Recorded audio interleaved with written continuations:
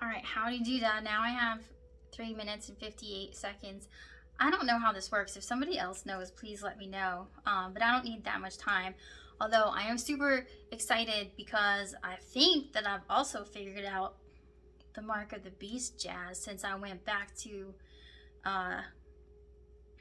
the Torah looking for these codes that this, what's his name?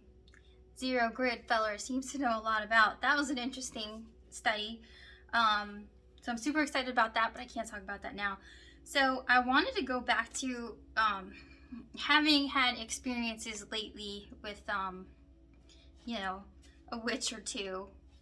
I wanted to talk about John chapter 10, where it says that,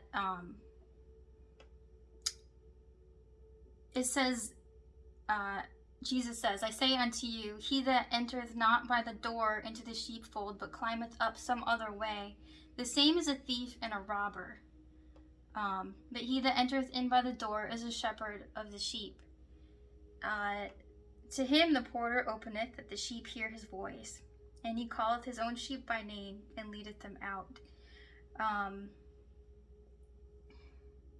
I think at least part of what he is saying, when Jesus says that he is the door, and whoever came before me are thieves and robbers. I apologize. I need to stop chewing on my lips. I do that when I get nervous or when I'm studying.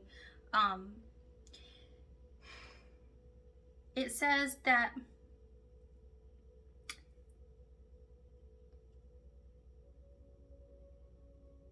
he does this, I don't know what I'm saying. The thief cometh not but for to steal and to kill and destroy. I come that they might have life, and they might have it more abundantly. And he also says in verse 9, I am the door. By me if any man enter in, he shall be saved, and shall go in and out and find pasture. And that, I think, means that when you make this commitment and the Lord opens up the scriptures to you, and you have this peace and you have this awareness that you didn't have before, and he begins to speak to you in more detail, that's a gift. And the right way to get to it is by faith and by study, and allow him to give it to you as he will.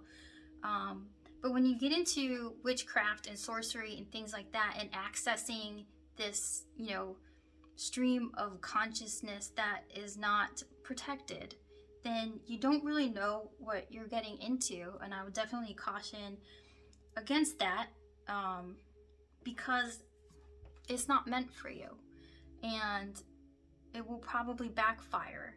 And I think that's the warning that he's trying to give here, is that there is, this is available to us that we might live abundantly. And there was, I wish I could remember his name, this guru that I saw on TV, explaining that there's a reason that substantial wealth is not available to every person. Is that every person is not responsible enough to have it.